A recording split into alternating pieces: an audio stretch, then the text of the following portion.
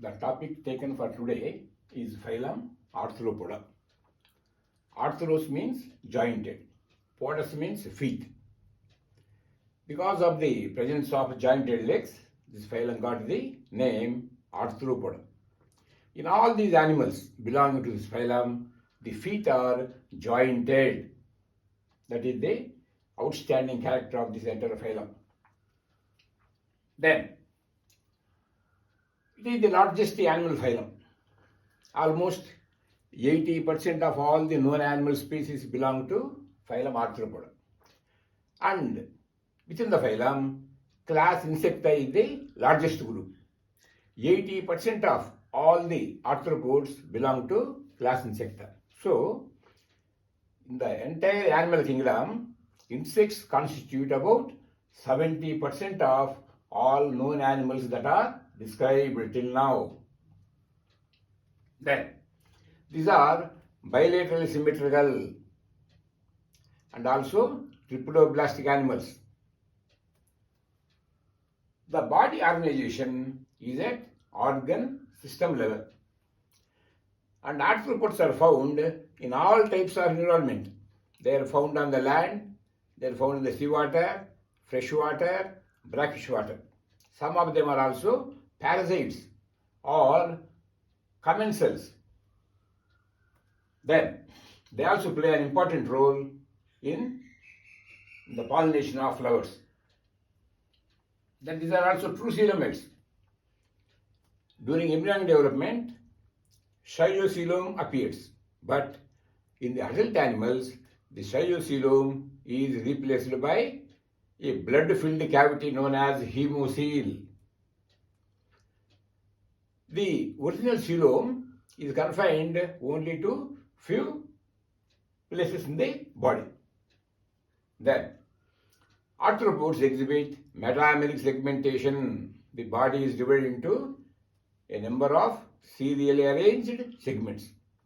And these segments fuse to some extent and produce head, thorax, and abdomen. Formation of the head is called cephalization. So the anterior segments in the arthropods are fused into a head.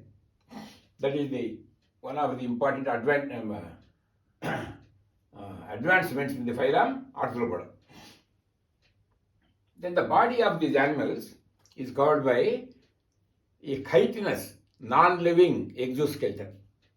So, their body surface is no longer participating in respiration. As a result, a need arose for them to develop a separate respiratory system. This exoskeleton is broken down into sclerites to help in locomotion. And the sclerites are joined by a flexible thin membrane known as arthrodial membrane. This exoskeleton is now and then moulted to allow growth of the animal. Then, all I have told you, the body is divided into a head, thorax, and abdomen. Then the head appendages are modified into mouth parts. In insects, the mouth parts are a good example for homologous organs. The mouth parts help in feeding different types of food. Then the thorax and abdomen also carry appendages in most of the animals except insects. The digestive system is complete and the alimentary canal is longer than the animal, so it is coiled and remains in the body cavity. Digestion is extracellular. Then, the blood vessel system is open type. For the first time in the animal kingdom, a heart has appeared. But in all the arthropods, the heart is dorsal in position.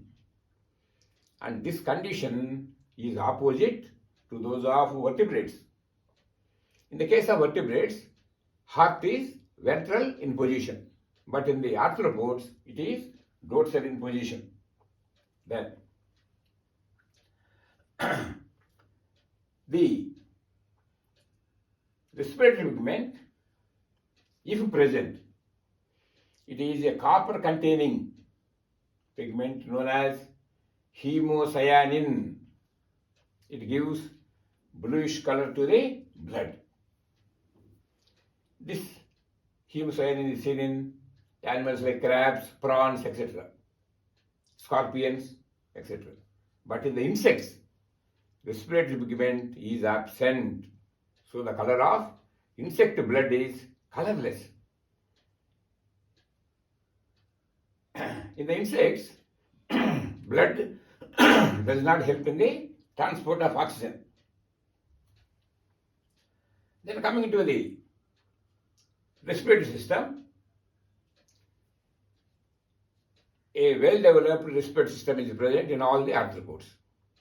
It remains in various forms like gills, trachea, book gills, book lungs, etc.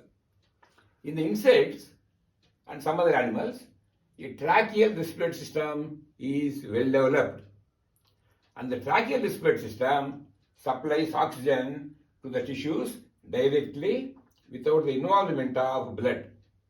Because of this reason, the size of the insects is very small when compared to other animals.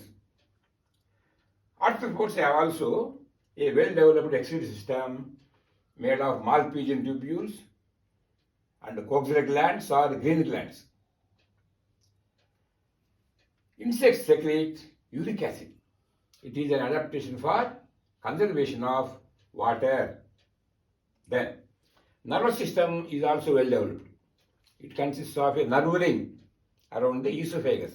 Remember, in annelids, the nerve ring is around the pharynx, but here it is around the esophagus.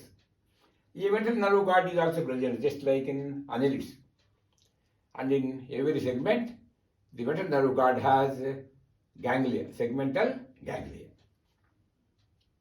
Then, sense organs are also well developed and present in the form of compound eyes, simple eyes, which are also known as ocelli, statosis, antennae, antennules, etc.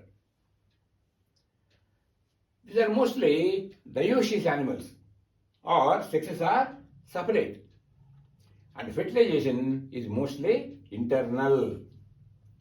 And arthropods are also mostly oviparous, they lay eggs.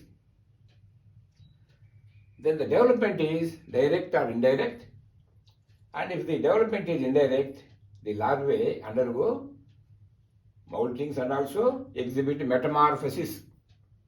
Metamorphosis means transformation of the larva into adult.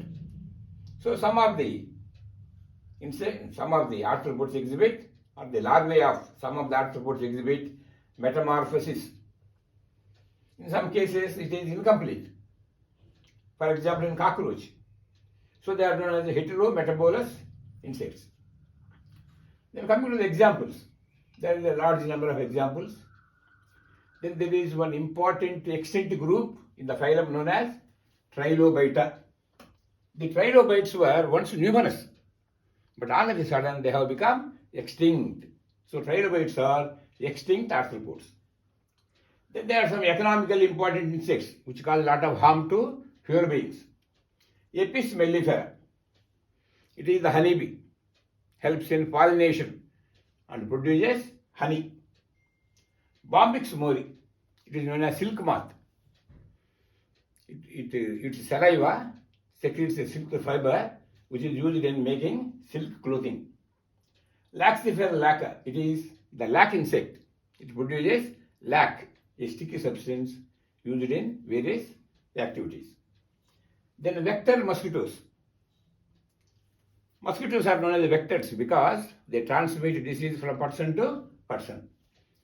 And remember, only female mosquitoes are harmful to human beings. Male mosquitoes cannot bite and suck the blood. So only female mosquitoes can be considered as vectors. For example, female Anopheles mosquito transmits malaria. Female Culex spreads elephantiasis, encephalitis, etc. Female Aedes mosquitoes, they spread yellow fever, dengue, Zika fever, chikungunya, etc. Then, locusta is a type of locust and is a gregarious pest. The locusts sometimes appear in millions of numbers and they destroy crops, causing drought. Limulus, it is known as the king crab. For many millions of years, it has not undergone any evolutionary change. So it is known as a living fossil. It is a marine animal. Peripatus, it is a connecting link between phylum Annelida and Arthropoda.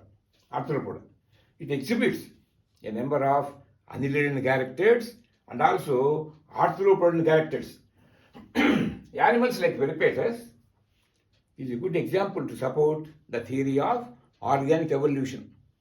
If arthropods have not evolved from annelids, there is no chance for the existence of animals like Peripatus. So it is one of the living example for or in support of organic evolution. Lepisma, it is known as silverfish. It feeds upon our books, photographs, etc. Genocilla Sciopsis, it is the flea, rat flea, and it is responsible for spreading plague, a dreadful contagious disease. Drosophila melanogaster, it is the fruit fly or vinegar fly. Drosophila is extensively used in genetic studies. Then Zulus, it is known as millipede or the thousand-legged animal. Scolopendra, it is known as centipede or hundred-legged animal. Lepas and balanus or barnacles, I told you they get attached to the bodies of whales and transported from place to place.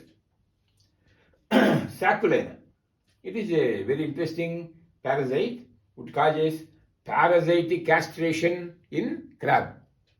It converts the male crab into a female crab. Then, all the insects have 3 pairs of legs. The arachnids have 4 pairs of legs. Arachnids means scorpions, spiders, etc.